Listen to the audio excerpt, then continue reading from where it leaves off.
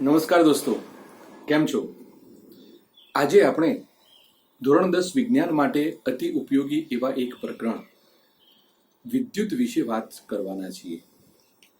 આપણે સૌ વિદ્યુત પ્રવાહ કોને કહેવાય એ આગળના એપિસોડમાં શીખ્યા હતા. હવે આ વિદ્યુત કેવી રીતે ઉત્પન્ન કરી શકાય છે એના વિશે આપણે વાત કરવાના છીએ. આપ સૌ જાણો છો, વિદ્યુત પ્રવાહ એટલે વિદ્યુત ભારોનો પ્રવાહ. હવે આ વિદ્યુત ભારોને કેવી રીતે પ્રવાહિત કરી શકાય? મિત્રો, આપ સૌ કાર્ય કરવાની ક્ષમતા વિશે જાણો છો. કાર્ય કરવાની ક્ષમતા જેને આપણે ઉર્જા તરીકે ઓળખીએ છીએ. આપ ધોરણ 9માં ઉર્જાના વિવિધ સ્વરૂપો વિશે શીખી ગયા છો.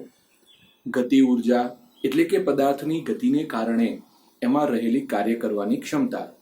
એવી રીતે સ્થિતિ ઉર્જા એટલે કે પદાર્થની સ્થિતિ અથવા તો તેના સ્થાનને કારણે તેમાં રહેલી કાર્ય કરવાની ક્ષમતા. આ બાબત આપ સારી રીતે જાણો છો. તો અહીંયા એ પાયાની બાબત છે. તમને એમ થશે કે અહીંયા વિદ્યુત પ્રકરણમાં આ સ્થિતિ ઉર્જા ક્યાંથી આવી અને એનું અહીંયા શું મહત્વ છે? તો મિત્રો, સ્થિતિ ઉર્જા એની સાથે સંકળાયેલો છે શબ્દ સ્થિતિ અને ઉર્જા. કોઈ પણ પદાર્થની સ્થિતિને આધારે, ધારો કે મારી પાસે પેન છે કે કોઈ પદાર્થ છે, એ અત્યારે મેં પકડી રાખેલો છે, તો એની સ્થિતિ અથવા તો એનું સ્થાન જમીનથી કોઈ ઊંચાઈ ઉપર આવેલું છે. આમ આ પદાર્થને આ સ્થાને રાખવા માટે મેં એના પર કોઈ કાર્ય કરેલું છે અને એ કાર્ય જેટલી ઉર્જા એ પદાર્થમાં સંગ્રહ પામેલી છે. તો આવી રીતે આ પદાર્થ પાસે અત્યારે કાર્ય કરવાની ક્ષમતા છે, એટલી આના પાસે ઉર્જા છે. હવે આ પદાર્થને હું અહીંયાથી મુક્ત પતન કરવા દઉં છું અથવા છોડી દઉં છું અથવા ફેંકું છું. તો આમ આ પદાર્થને આપણે જ્યારે નીચે મુક્ત પતન કરવા દઈએ છીએ ત્યારે સ્થિર પદાર્થ ગતિમાં આવે છે. તો આ એને ગતિ ક્યાંથી મળે છે? તો સ્થિતિ ઉર્જાનું ગતિ ઉર્જામાં રૂપાંતર થાય છે. સાથે સાથે તમે એ પણ જાણો છો કે પૃથ્વીનું ગુરુત્વાકર્ષણ બળ તેને પોતાની તરફ ખેંચે છે. તો આમ ગુરુત્વાકર્ષીય ઉર્જા એને પોતાની તરફ ખેંચે છે અને એના કારણે સ્થિતિ ઉર્જા ગતિ ઉર્જામાં રૂપાંતરિત થાય છે. તો મિત્રો, અહીંયા પદાર્થની સ્થિતિને કારણે એમાં રહેલી કાર્ય કરવાની ક્ષમતાની આપણે વાત કરીએ છીએ. સ્થાનને કારણે, સ્થિતિને કારણે તેમાં ઉર્જા છે. હવે ઉર્જા માપવા માટે આપણે હંમેશા એક એકમનો ઉપયોગ કરીએ છીએ. મહાન વૈજ્ઞાનિક જૂલ થઈ ગયા, તેમના માનમાં ઉર્જા માપવાનો એકમ જૂલ છે. આપણે એને યાદ રાખીશું. ઉર્જા જૂલ એકમમાં માપી શકાય છે. તો આવી રીતે આ સ્થિતિ ઉર્જા શું છે એ જાણવું આપણા માટે જરૂરી હતું. કારણ કે પદાર્થ પાસે કોઈ સ્થાનને કારણે શું ઉર્જા રહેલી છે એ સિદ્ધાંત અહીંયા પાયાનો સિદ્ધાંત છે વિદ્યુત સ્થિતિમાન વિશે સમજવા માટે. હવે મિત્રો, હું તમને એક સરસ ઉદાહરણ આપું છું. તમે અહીંયા જોજો, હું એક નાનકડી આકૃતિ દોરું છું અને એ આકૃતિની અંદર મેં 2 બીકર લીધા છે, 2 પાત્રો લીધા છે. આ પાત્ર સાથે એક નાનકડી પાઇપનું કનેક્શન કરેલું છે અને એને બીજા કોઈ એક પાત્ર એના જેવડા જ પાત્ર સાથે જોડી દીધું છે. આ બંને પાત્રોમાં અહીં સુધી મેં પાણી ભરેલું છે અને અંદર પાણી છે. મિત્રો, વચ્ચેનું જે જોડાણ છે એ જોડાણ કોઈ નળ નથી, ખુલ્લું છે એવું આપણે માની લઈએ છીએ. તો તમે શું માનો છો? કોઈ એક પાત્રમાંથી કોઈ બીજા પાત્રમાં પાણીનો પ્રવાહ જશે? આપણે આને નામ આપી દઈએ પાત્ર 1 અને પાત્ર 2. ધારો કે મારે પાત્ર 1 માંથી પાણીને પાત્ર 2 માં લઈ જવું છે, તો એ કેવી રીતે જશે? અથવા તો પાત્ર 2 માંથી પાત્ર 1 માં પાણી લાવવું છે, તો કેવી રીતે આવશે? તમે થોડી સામાન્ય બુદ્ધિ લગાવીને પણ તરત જવાબ આપી દેશો કે સર, આના માટે તો આવું કરીએ તો આપણે એક પાણીને બીજા પાણીમાં લઈ જઈ શકીએ. અત્યારે બંને વચ્ચે જોડાણ છે, તેમ છતાં કોઈ પણ એક પાત્રમાંથી બીજા પાત્રમાં પ્રવાહી પાણીનો પ્રવાહ ઉત્પન્ન થયેલો નથી, પાણી વહેતું નથી. તો હવે શું કરવું પડશે? તો તમે સૌ જાણો છો. આ માટે આપણે કોઈ એક પાત્રને ઊંચાઈ ઉપર લઈ જઈએ ધારો કે હું પાત્ર 1 ને ત્યાં જ રાખું છું અને જે પાત્ર 2 છે એ પાત્ર 2 ને થોડી ઊંચાઈ પર લઈ જાઉં છું, આવી રીતે. તો તમે જોશો તો પાત્રમાં આપણે કોઈ પાણી ઉમેરવાનું પણ નથી અને પાત્રમાંથી પાણી દૂર પણ નથી કરવાનું અને આ પ્રવાહ ઉત્પન્ન કરવાનો છે. તો એના માટે આ જ રસ્તો છે. હા, તમે આમાં પાણી ઉમેરશો તો વધારાનું પાણી આવવાને કારણે પ્રવાહ 2 નંબર બાજુ જશે, અથવા તમે આમાં પાણી ઉમેરશો તો અહીંયા વધારે પાણી આવવાને કારણે પ્રવાહ આ બાજુ આવશે, અથવા તમે આમાંથી પાણી કાઢી લેશો તો પ્રવાહ આ બાજુ આવશે, આમાંથી પાણી કાઢી લેશો તો પ્રવાહ આ બાજુ આવશે. તો પાણી ઉમેરવાથી કે દૂર કરવાથી આપણે શું કરીએ છીએ? તો અહીંયા ઊંચાઈનો તફાવત ઉત્પન્ન કરીએ છીએ. એ જ પરિસ્થિતિ અહીંયા મેં કરી છે, જેની અંદર આપણે ઊંચાઈનો તફાવત ઉત્પન્ન કરેલો છે. તો પાણી જે છે એ આ લેવલે હતું, એ ધીમે ધીમે ઉપર ચડશે. તો એ પાણી ક્યાંથી આવ્યું? અહીંયાથી પાણી આવ્યું.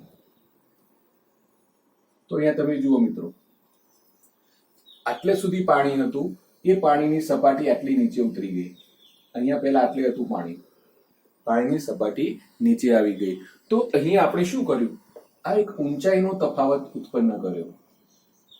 આ ઊંચાઈનો તફાવત ઉત્પન્ન કર્યો, જેને આપણે પાણીના દબાણનો તફાવત પણ કહી શકીએ. પાણીના દબાણનો તફાવત કહી શકીએ. અહીંયા પાણી ઉપર વધારે દબાણ છે, જેથી ઓછા દબાણ તરફ પાણીનો એક પ્રવાહ ઉત્પન્ન થાય છે અને આવી રીતે આપણે પાણીનો પ્રવાહ મેળવી શકીએ છીએ. અહીંયાથી પાણી નળ મારફતે, પાઇપ મારફતે આ પ્રમાણે પાત્ર 1માં દાખલ થાય છે, પાત્ર 2 નું પાણી. તો જોઈ મિત્રો, આપણે પાણી ઉમેર્યું પણ નથી, પાણી દૂર પણ નથી કર્યું, પરંતુ માત્ર ને માત્ર એક ઊંચાઈનો તફાવત પેદા કર્યો, જેના કારણે પાણી એક પાત્રમાંથી બીજા પાત્રમાં જાય છે. જો આ લોજિક તમને સમજાઈ ગયું હશે તો વિદ્યુત સ્થિતિમાન અને વિદ્યુત સ્થિતિમાનનો તફાવત, આ મુદ્દો તમને સાવ સરળ લાગશે. તો એ તરફ આગળ વધીએ. સૌથી પહેલા આપણે વાત કરીએ વિદ્યુત સ્થિતિમાન શું છે. વિદ્યુત સ્થિતિમાન મિત્રો 3 શબ્દો છે: વિદ્યુત, સ્થિતિ અને માન. સ્થિતિને તો આપણે બરાબર જાણીએ છીએ કે પદાર્થનું કોઈ ચોક્કસ સ્થાન અથવા તેની સ્થિતિ. એવી રીતે માન એટલે મૂલ્ય. માન એટલે મૂલ્ય. હવે પદાર્થની કોઈ ચોક્કસ સ્થિતિને કારણે એની પાસે જે ઉર્જા હોય એને આપણે સ્થિતિ ઉર્જા કહીએ છીએ. એ જ પ્રકારે અહીંયા વિદ્યુત ક્ષેત્રમાં કોઈ વિદ્યુત ભારિત કણની સ્થિતિ ઉર્જાને વિદ્યુત સ્થિતિમાન કહેવામાં આવે છે. કોઈ વિદ્યુત ક્ષેત્રમાં કોઈ વિદ્યુત ભારિત કણ, હવે આપ સૌ જાણો છો ધન વીજભારિત કણો પ્રોટોન છે, ઋણ વીજભારિત કણો ઇલેક્ટ્રોન છે. તો આ બધા જે કણો છે એ કણોની પાસે રહેલી ચોક્કસ કાર્ય કરવાની ક્ષમતા, કારણ કે તે કોઈ ચોક્કસ સ્થાને ગોઠવાયેલા છે વિદ્યુત ક્ષેત્રમાં, એટલા માટે એની પાસે રહેલી કાર્ય કરવાની ક્ષમતાને આપણે વિદ્યુત સ્થિતિમાન તરીકે ઓળખીએ છીએ. ધારો કે આ કોઈ વિદ્યુત ક્ષેત્ર છે. વિદ્યુત ક્ષેત્ર, વિદ્યુત ક્ષેત્ર એટલે એક એવો વિસ્તાર કે જ્યાં વિદ્યુત ભારો સક્રિય છે. એ કોઈ સુવાહક તાર પણ હોઈ શકે, વાહક હોઈ શકે. એના વિસ્તારને આપણે અહીંયા કલ્પના કરવી છે. તો ધારો કે વિદ્યુત ક્ષેત્રમાં અહીંયા કોઈ એક વિદ્યુત ભાર છે, વિદ્યુત ભાર Q. હવે આ વિદ્યુત ભાર કોઈ ચોક્કસ સ્થાને ગોઠવાયેલો છે. તો એ વિદ્યુત ભાર પાસે રહેલી કાર્ય કરવાની ક્ષમતા, વિદ્યુત ભાર પાસે રહેલી કાર્ય કરવાની ક્ષમતા એને વિદ્યુત સ્થિતિમાન કહેવામાં આવે છે. હવે જ્યારે આપણે આને વ્યાખ્યાયિત કરવું હોય ત્યારે થોડા સ્પષ્ટ શબ્દોમાં એની વ્યાખ્યા આપવી પડે. વિદ્યુત ભાર તો કેટલો વિદ્યુત ભાર? તો એકમ વિદ્યુત ભાર. કેટલો વિદ્યુત ભાર?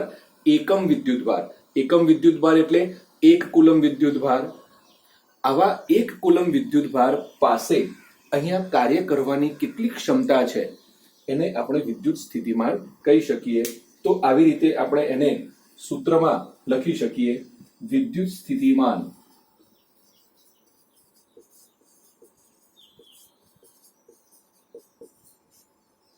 બરાબર કાર્ય ભાગ્યા વિદ્યુત ભાર.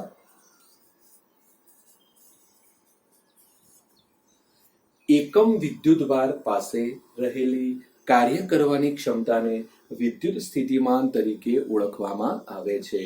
હવે એને આપણે એની સંજ્ઞાઓ સાથેનું સૂત્ર લખીએ. વિદ્યુત સ્થિતિમાન માટેની સંજ્ઞા V વાપરવામાં આવે છે, કેપિટલ V. કાર્યની સંજ્ઞા આપ જાણો છો, કેપિટલ W. અને વિદ્યુત ભારની સંજ્ઞા આપણે આગળ શીખ્યા છીએ, Q. આમ V બરાબર W ભાગ્યા Q એ વિદ્યુત સ્થિતિમાન માટેનું સૂત્ર છે. હવે વિદ્યુત સ્થિતિમાનનું મૂલ્ય કેવી રીતે માપી શકાય? તો વિદ્યુત સ્થિતિમાનનું મૂલ્ય માપવા માટેનો જે એકમ છે એ એકમની આપણે વાત કરીએ. એનો એકમ વોલ્ટ છે. મહાન વૈજ્ઞાનિક અલેક્ઝાન્ડ્રા વોલ્ટની યાદમાં ઇટાલીના વૈજ્ઞાનિક હતા, એમણે વોલ્ટાનો કોષ બનાવેલો, એક વિદ્યુત કોષ બનાવ્યો જેની અંદર વિદ્યુત સ્થિતિમાન ઉત્પન્ન કરી શકાય એવો એમણે કોષ બનાવ્યો, જેને આપણે વિદ્યુત કોષ, પાવર સેલ કહીએ છીએ. તેની શોધ સૌપ્રથમ વોલ્ટાએ કરેલી. એટલા માટે એકમને વોલ્ટ તરીકે ઓળખવામાં આવે છે, જેની સંજ્ઞા V છે. મિત્રો, આ SI એકમ છે, વિદ્યુત સ્થિતિમાનનો SI એકમ. આપ સૌ SI એકમ વિશે જાણો છો. SI એકમ એટલે સમગ્ર વિશ્વમાં પ્રમાણિત એકમનું સ્વરૂપ, જેને સિસ્ટમ ઇન્ટરનેશનલ કહેવામાં આવે છે. તો SI એકમ જ્યારે વિદ્યુત સ્થિતિમાન માપવાનો હોય ત્યારે આપણે વોલ્ટ એકમનો ઉપયોગ કરીએ છીએ. પરંતુ વિદ્યુત સ્થિતિમાન અન્ય બે રાશિઓ સાથે સંકળાયેલો છે, તો એને આધારે આપણે વિદ્યુત સ્થિતિમાનનો અન્ય એક એકમ તારવી શકીએ છીએ. તો એ બીજો એકમ કયો છે? તો એ આપણે અહીંયા જોઈએ. V બરાબર, જુઓ, કાર્યનો એકમ શું છે મિત્રો? ઉર્જાનો એકમ. એ કાર્યનો એકમ છે. કાર્ય કરવાની ક્ષમતા એટલે ઉર્જા, માટે જે એકમ કાર્યનો છે એ જ ઉર્જાનો એકમ છે. તો કાર્યનો એકમ જૂલ થશે, જૂલની સંજ્ઞા C. નીચે વિદ્યુત ભાર છે. વિદ્યુત ભારનો એકમ આપ જાણો છો, વિદ્યુત ભારનો એકમ કુલમ છે, માટે જૂલ પ્રતિ કુલમ. શબ્દોમાં આપણે લખવું હોય તો શું લખીશું મિત્રો?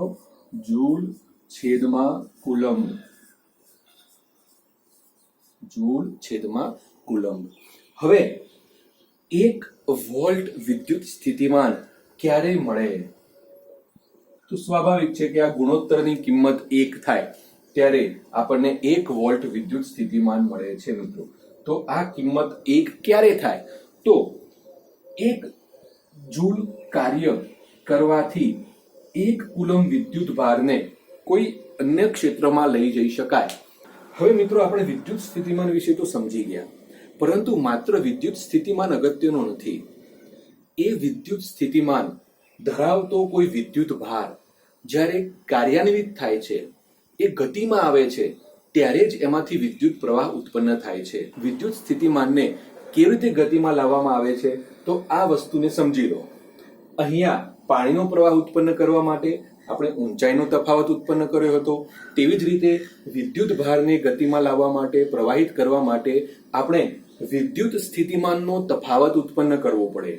વિદ્યુત સ્થિતિમાનનો તફાવત ઉત્પન્ન કરવો પડે. અને આ તફાવત કેવી રીતે ઉત્પન્ન કરવામાં આવે છે? સ્વાભાવિક છે કે એને આપણે ઉર્જા આપવી પડે, એને આપણે ધક્કો આપવો પડે. આપ સૌ જાણો છો, આપણા ઘરોમાં આવા પ્રકારના વિદ્યુત કોષ વપરાય છે, જેને આપણે પાવર સેલ તરીકે ઓળખીએ છીએ.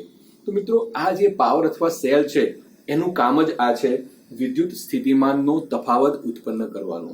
આપ સૌ જાણો છો કે આ જે પાવર હોય છે એ પાવરના એક ભાગ, જ્યાં અહીંયા ઉપસેલો ભાગ છે ત્યાં પ્લસ લખેલો હોય છે અને નીચેનો ભાગ ત્યાં માઇનસ લખેલો હોય છે. તો અહીંયા એ દર્શાવે છે કે એક છેડે વિદ્યુત સ્થિતિમાન ઓછો છે, બીજા છેડે વિદ્યુત સ્થિતિમાન વધારે છે, અને આ બંને છેડાઓ વચ્ચે એક તફાવત ઊભો થયેલો છે. આ તફાવતના કારણે હાલ કોઈ પણ એક દિશાના ઇલેક્ટ્રોન એ ગતિ કરવા માટે તૈયાર છે. માત્ર આપણે આને સુવાહક તાર વડે જોડવાનો છે. જેવું આપણે અહીંયા સુવાહક તાર જોડીશું તો અહીંયાથી ઋણ છેડા તરફ રહેલા ઇલેક્ટ્રોન એ એ ગતિ કરી અને ધન છેડા તરફ ગતિ કરવા લાગશે.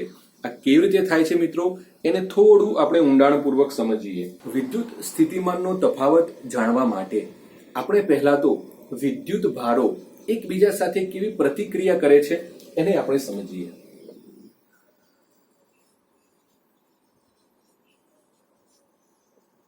વિદ્યુત સ્થિતિમાનનો તફાવત. જો મિત્રો બે શબ્દોમાં ઘણા બધા વિદ્યાર્થીઓ મૂંઝવણ અનુભવે છે. વિદ્યુત સ્થિતિમાન અને વિદ્યુત સ્થિતિમાનનો તફાવત માત્ર આ કોઈ એક વિદ્યુત ભાર પાસે રહેલી કાર્ય કરવાની ક્ષમતા છે, જ્યારે વિદ્યુત સ્થિતિમાનનો તફાવત એ એક વિદ્યુત ભારને કોઈ અન્ય સ્થાને લઈ જવા માટે કરવા પડતા કાર્યને દર્શાવે છે. મિત્રો, વિદ્યુત સ્થિતિમાનના તફાવત માટે અંગ્રેજીમાં એક અન્ય શબ્દ વપરાય છે જેને વોલ્ટેજ કહેવામાં આવે છે. વોલ્ટેજ. કેટલાક મિત્રો વિદ્યુત સ્થિતિમાનને પણ વોલ્ટેજ તરીકે ઓળખે છે, પરંતુ એ ખોટું છે. વોલ્ટેજ એટલે વિદ્યુત સ્થિતિમાનનો તફાવત, એટલે એના માટે આપણે શોર્ટ શબ્દ વાપરીશું, વોલ્ટેજ. હવે તે કેવી રીતે ઉત્પન્ન થાય છે? તો મિત્રો આપ સૌ જાણો છો કે બે સમાન વિદ્યુત ભારો હોય તો એ બંને વચ્ચે અપાકર્ષણ ઉત્પન્ન થાય છે. બંને સમાન વિદ્યુત ભારો, ધારો કે બે ધન વિદ્યુત ભારો હોય, એને પાસે લાવીએ તો એકબીજાનાથી તે દૂર જાય છે.